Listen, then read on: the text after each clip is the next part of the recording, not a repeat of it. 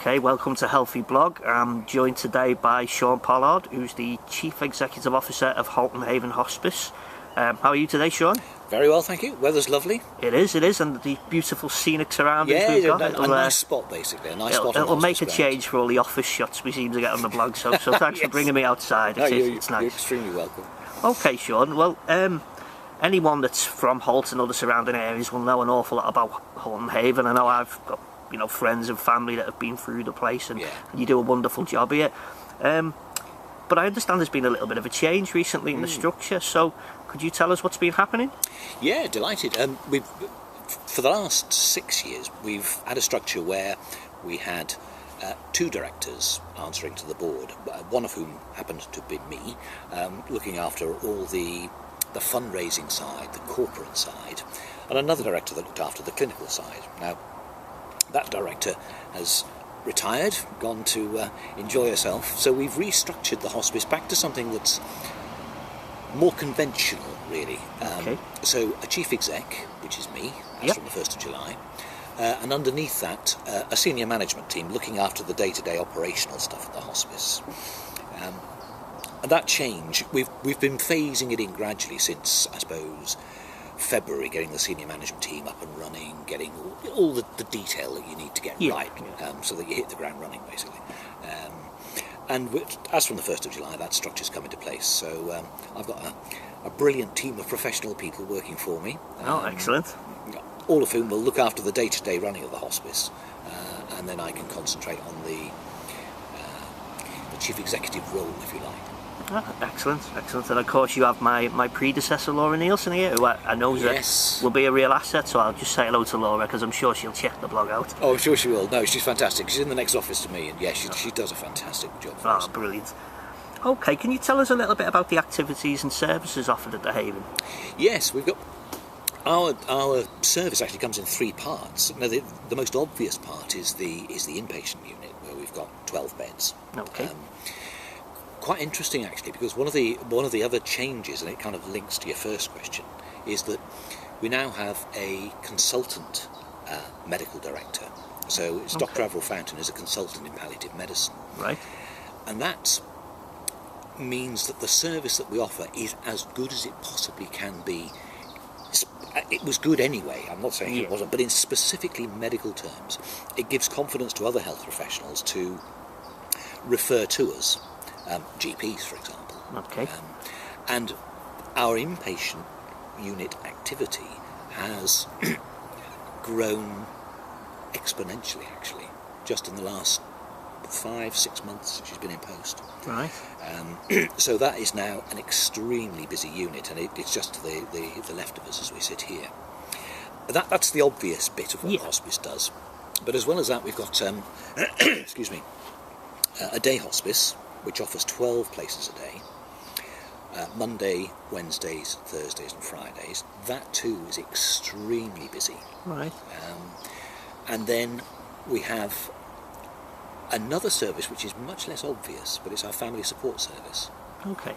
And they look after people pre and post bereavement. Yeah. And it's part of the holistic approach that we have at the hospice. So we're not just looking at the patient. We're looking, how can we support the family? What are their needs? What can we do to make the experience that they're going through as positive as possible? Yeah. And very often that's surprisingly mundane stuff. Money, for example, can be a huge issue. So if we can take that weight off people, that's one less thing they've got to worry about. Yeah. More quality time they get to spend together. And the family support team is really, really important at providing counselling, listening, welfare advice, whatever we think we can offer people. So we've got those 3 arms to our service, and actually we're about to start a bit of a new build.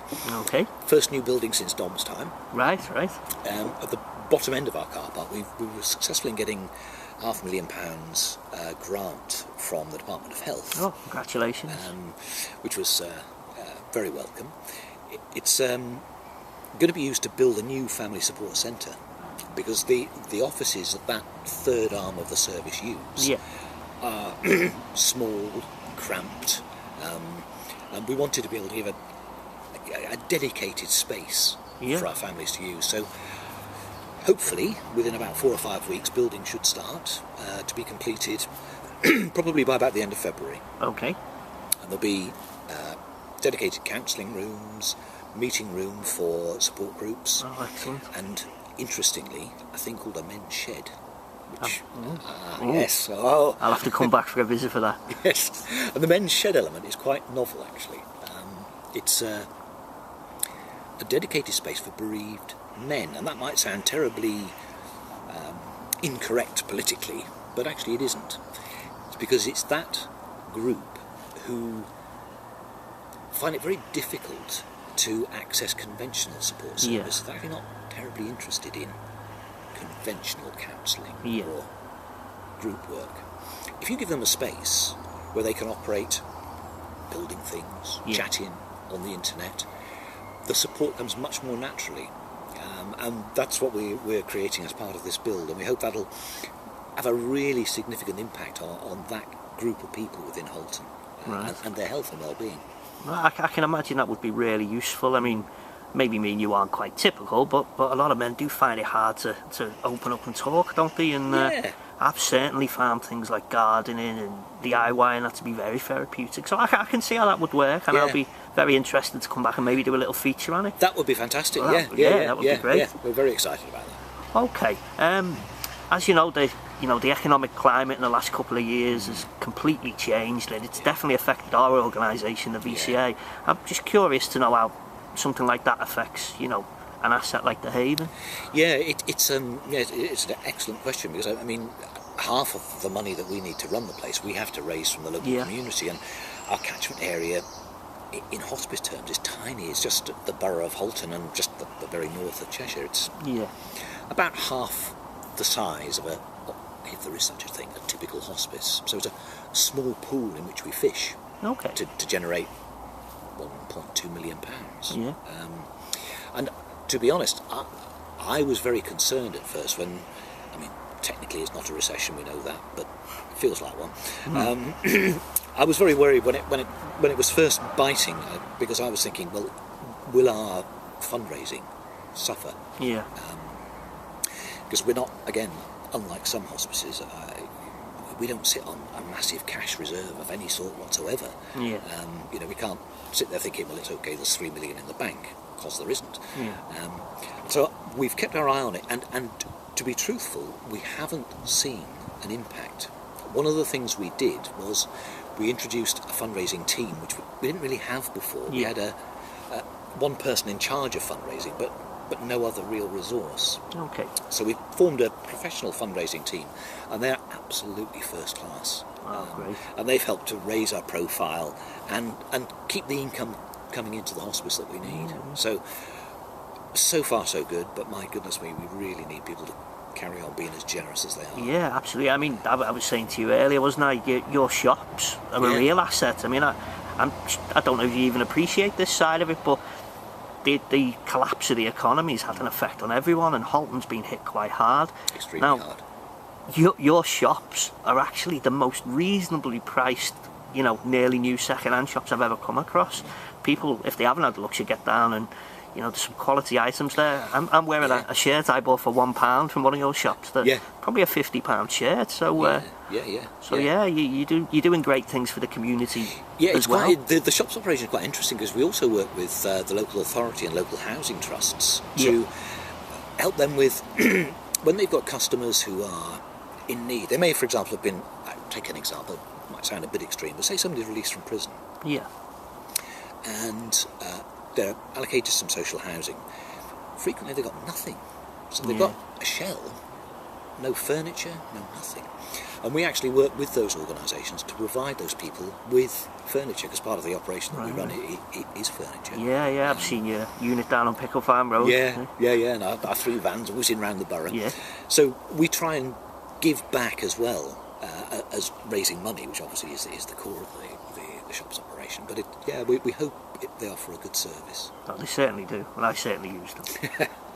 Okay, how does Halton Haven Hospice interact with the new clinical commissioning group? Have you had much opportunity to do that yet, and how's that going? Yeah, we've worked with them since.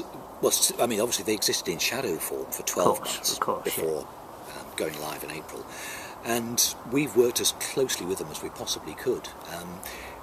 From our perspective, whatever your view might be of the kind of the national changes in the health service, and there are lots of views about that, for us, it works because we've got one CCG, one hospice, one borough council, and we're all looking to serve the people of Halton.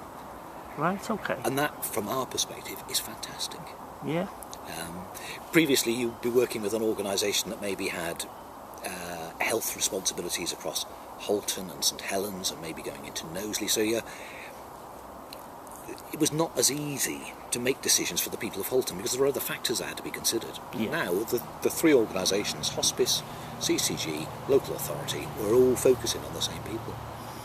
So we have worked extremely closely with them through all the events that they had leading up to going live, working with them now. The men's shed, which I mentioned earlier, again, we've worked with the CCG to make that project real. Oh, excellent. So, yeah, very good relationship. They're absolutely brilliant bunch. Oh, I'm glad to hear that. Yeah. Glad to hear that. Okay.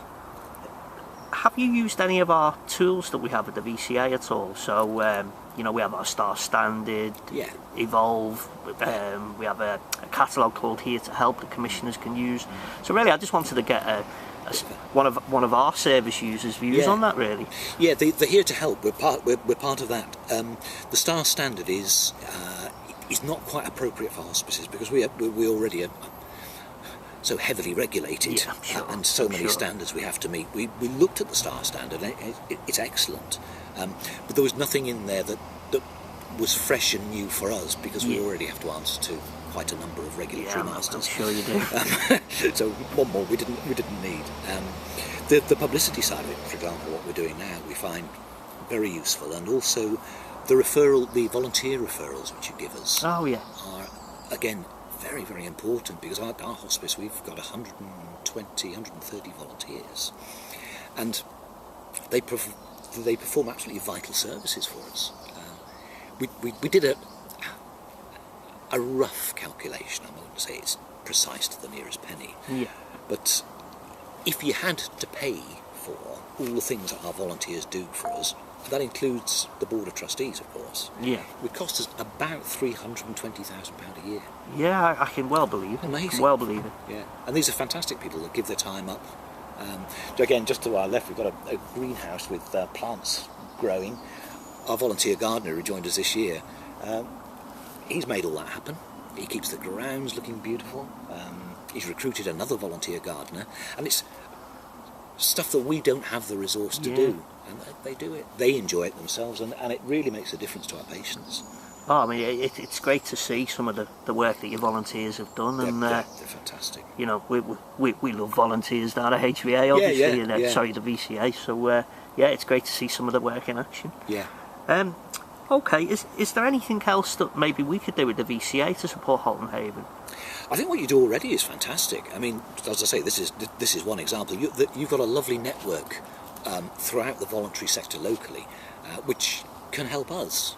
Because I think one of the lovely things about the third sector is that people are there to help one another fulfil their own, whatever their particular mission is. We're there to help each other, and I personally, now I'm in this new role as Chief Exec, one of the things I want to see the hospice doing, because locally we're quite a big charity. I mean, nationally, of course, we're in Minnow, but locally we're quite a big charity, and we've got quite a lot of expertise. And one of the things that I want to be doing going forward is share, where we can, sharing the expertise that we've got in-house with other third sector organisations, because I really believe in giving back. Well, that's an extremely generous attitude, and I'm sure that we'll come across smaller organisations that could benefit from your experience. Interestingly, we started last week in a tiny way. A local school had their board meeting here, in fact, the Board of Governors meeting here, and that was just a little step to say, well, actually, we've got a room you can use if you want. We don't charge them anything for it. And it was just nice to make that link, because that school had been selling our beanies and been involved with us for years. Right. So it was nice to be able to give something back. And feel free to plug them. No, it's great that you're connecting into the community in that way. And I hope you realise that this community loves the Haven, and we know the Haven loves us back. So it's a really nice relationship, and long may it last. Yeah, I'm very proud to be part of this, I have to say. All right, well, thanks very much for your time, Shaun. It's been a great interview, and I'm sure we'll do another one soon. Yeah, fantastic. Thank you very much indeed.